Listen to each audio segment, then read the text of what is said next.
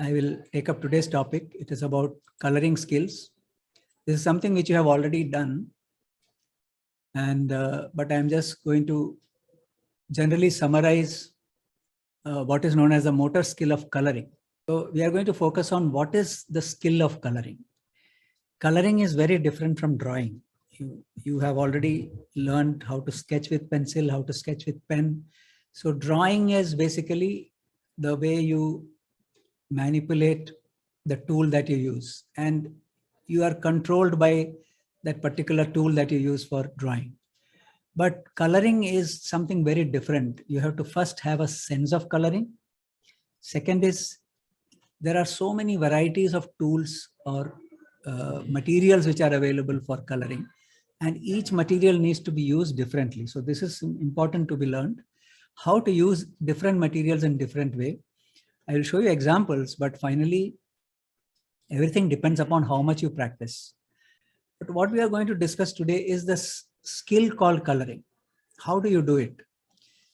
See, this skill is there in all children, right from childhood. You can see, you give a child a crayon and you will see that the child plays with it. So the skill of coloring, the reason is that coloring is very different from pencils or ink, because they are color in nature, monochromatic in nature. Whereas in color, you have the option of picking colors of your choice and drawing. So from childhood, you will see almost every child loves to use color. But somehow in childhood, this is explored by children. Parents also make the children do it. But then after some time, they stop taking interest in this, which is very unfortunate. That is one reason why we don't have many people going into the design field, because you need to develop these skills right from childhood. At least in the early years, when your hand muscles are getting formed, your bones, when your hand bones and hand muscles are getting formed, that is a time to develop the desire or the skill to draw, paint, color, etc. It is actually part of your motor skill development, the sense of color application. So you can see, if you, any kind of tool which you give to a child uses in so many different ways to color. So that is why we have these coloring books in childhood. These coloring books are extremely important even for adults. I'm sure you must have used this in your school. Many of you may have stopped using after first or second standard, but then it is something very important to be used all the time, coloring books. See, these are the kind of coloring books that you have used in your school. Different materials you have used are crayons, sketch pens, markers, and now you get so many different varieties of color markers and coloring tools which are used in schools by children for coloring. But somehow after school days, children stop using this. But this skill, continuous development of this skill, is extremely important to become a designer. Now I am going to talk about coloring for adults. You should be doing all this. You know, you get coloring books for adults. I don't know if you are aware of it. Complex designs like this, printed like this. Either you can draw them or you get coloring books for adults. If you ask for coloring books for adults, you will get, and you must practice. But when you practice as an adult, you should use the theories of color compositions, color mixing, what is primary, secondary, tertiary, and different types of harmonies. Try and understand how to mix and match colors. This is extremely important for designers. Whether you want to become an architect or fashion designer or a product designer, you should have a very good sense of mixing of colors, how to mix and match colors in a particular pattern or in a particular design. So try to get coloring for adults books, or you can even draw these kind of things. You can even download patterns from internet and look and draw. And this is the kind of exercise that you should be practicing in the coloring books. This is for adults. Children cannot do it because this is very fine work. You cannot expect children. Children always need bigger images to color, but fine images only adults can color. And also the coloring will need certain kind of discipline of coloring with knowledge about color harmonies. So this is something which you should, if you are not sketching every day, if you are not coloring every day, you are not really developing your skills. So that is why get books like this and try to do one coloring exercise every day, at least, if not every day, at once in 2 days or once in 3 days, coloring exercises, because it will help you pick up your skills of understanding colors, skills of coloring, and also you will be able to understand the relationship of different theories, different harmonies, etc. Unless you practice, you will not pick up. You will not pick up the sense of color application, which is essential for a designer. Even fine work like this, all this is skill. This looks so realistic, but it is actually drawn with pencil. So these are all exercises which you can do by getting coloring books. And so we'll look at how these tools are used. You see, pencil sketching, you are told that you have different types of pencils like 2B, 4B, 6B, softer pencils and harder pencils. Hard pencils you use to draw, but soft pencils you do use for shading. But there the shading is a kind of a uniform shading from light to dark, and you get light and shade effects and create shadows. But when it comes to using color tools, each tool is used differently. So there are certain methods of creating color patterns on the surface of paper or canvas or whatever material you are using. So see, for example, if you use color lightly, you will get a particular kind of texture. If you press the pencil hard, you will get a darker. You can create gradations like this. You can do even hatching, cross hatching using color. You can create colors by layer. So there are so many methods: blending, shading, hatching, cross hatching, they are called. All these things needs to be explored very, very patiently. Now, let me tell you, coloring cannot be done very quickly. It has to be explored very patiently, and you should explore different techniques of using different tools. For example, pencil will be used differently from crayons. So unless you practice, you will not learn. So for practice, what kind of exercises you should do? See, on the left, you can see here an exercise which is a progressive exercise. The drawing is done very progressively, step by step.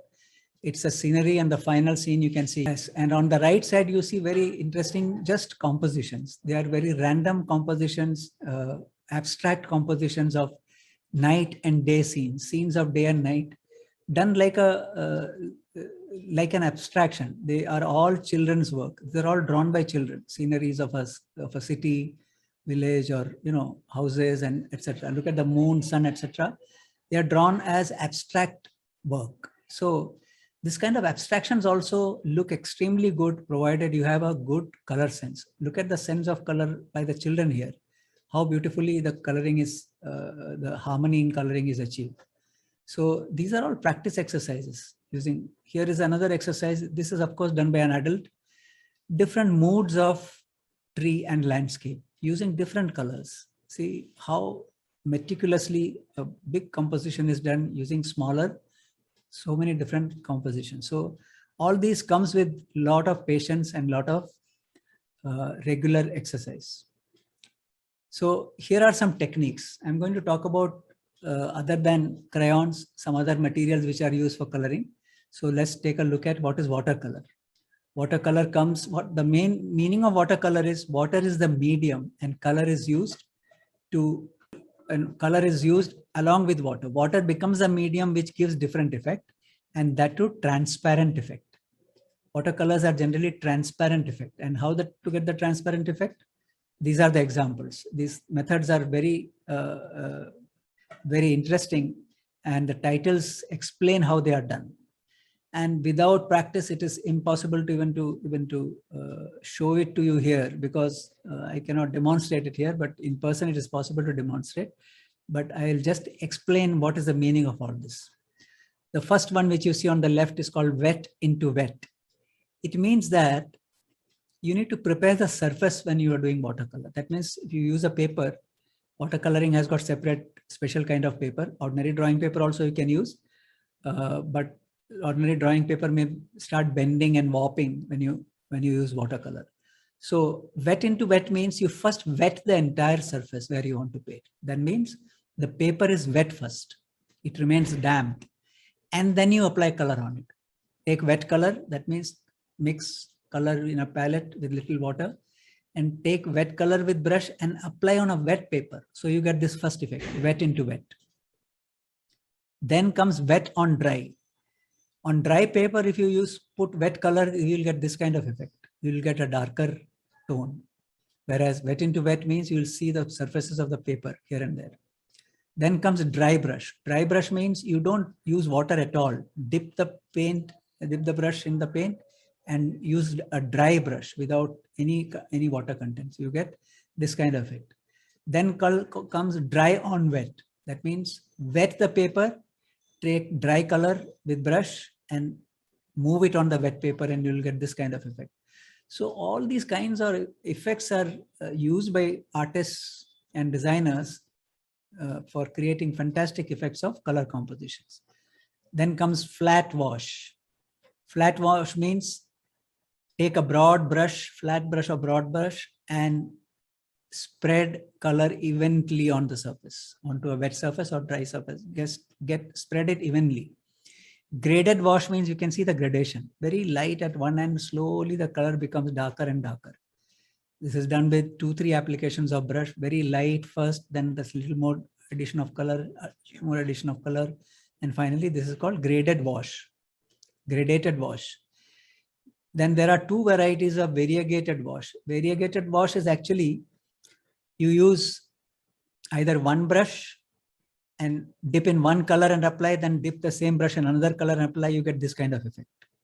You know, you use the same brush, keep dipping in different color mixed and kept in a palette. You get very interesting effects like this. Or you use many different brushes, colors you keep in palette and take different brushes, dip and apply. Each brush is used separately. Each color brush is used separately. So these are some techniques of using watercolor. So you should explore this. Watercolor comes in 2-3 different forms. One is tube form. You get watercolor in tube form. You also get watercolor in some kind of bottles, and watercolor cakes also you get them as dry cakes with brush. You have to just drop water on it and it gives the effect of watercolor. So this is just another example of using watercolors, but here you will find different textures here. There are so many ways you can use, and it also depends, the effect also depends upon the quality of the paint also you buy. You know, different brands of colors are available, watercolors. If you Camlin will have some other quality, or an imported watercolor paint will have a totally different kind of quality. So you will get different kind of effects using different qualities. Remember one thing, that watercolor paint, once you open the tubes, you must keep using them. You cannot just, use it once in a month or once in a while. They will all dry up. Once you open a paint tube, they'll start drying up.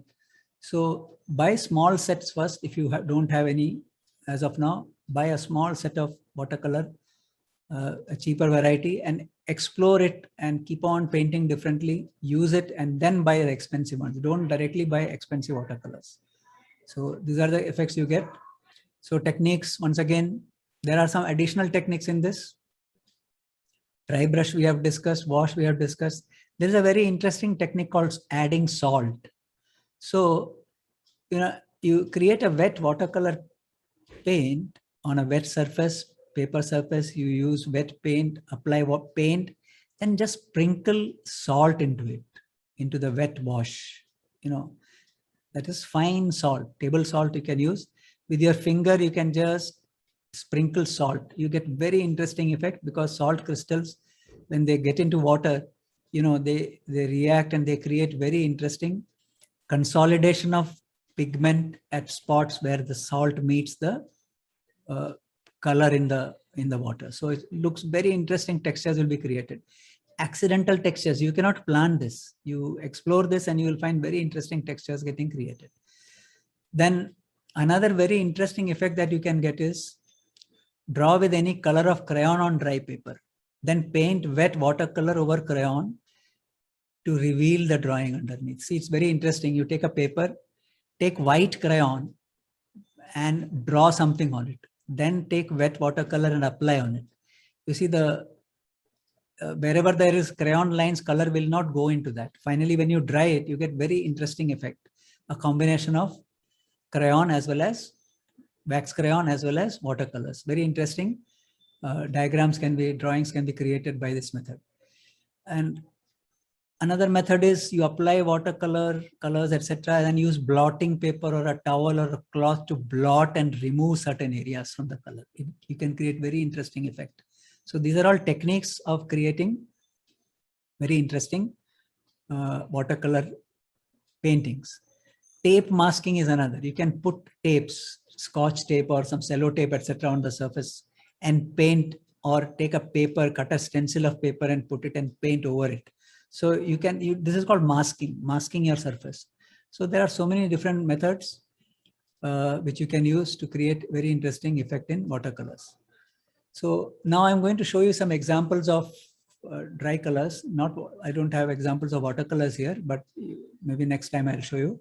But you can see methods of using crayons and pencils, different ways of using crayons, pencils, pen, ink, pencil, black and white pencil, etc. together. So how to create compositions like this? You can see here the entire effect is created by changing the pressure on the pencil or the crayons on the surface of the paper. And after drawing, before drawing also, you can, before actually coloring, you can make the drawing and then color, or sometimes after doing the color, you can do the outlines using a pen or a sketch pen. So this is another example. Here the drawing is done first and coloring is done. So these are all very simple example of how the entire scenery which is drawn can be made very lively by using different type of colors. So here is one example of a composition. This is not a realistic sketch, but it's a very, very good two-dimensional composition of a pookalam being made. Here is a composition using see outlines of keys. So this is a very, very well balanced composition using two opposing colors, complementary colors from the color wheel, and looks a very interesting composition using key as a symbol. So you can use different kinds of things to make compositions like this: keys, knives, pencils, or any small object you can use and draw differently and create very interesting contrasting compositions like this. Music TV or a music channel needed a logo design. So see how beautifully it is done using color. It's a music channel, the logo of a music channel, TV channel. So this is a visual communication exercise. So product designers and visual communication students do all this, designing a logo or a symbol to represent a corporate body or a company or something like that. And color is used very effectively to create a very harmonious composition. Here is a still life study using colors. Here's another example of a very interesting composition. The theme given is Puram, Thrissur Puram, as a theme to create a composition representing Thrissur Puram. Very simple composition and quickly done. So here is another composition showing winter, representing winter using colors. One more example of Thrissur Puram as a composition.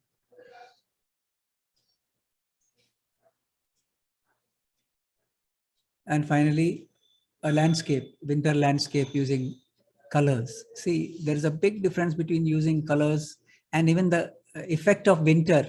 The dark effect of winter is also very beautifully captured in this composition. So this is about how to use colors.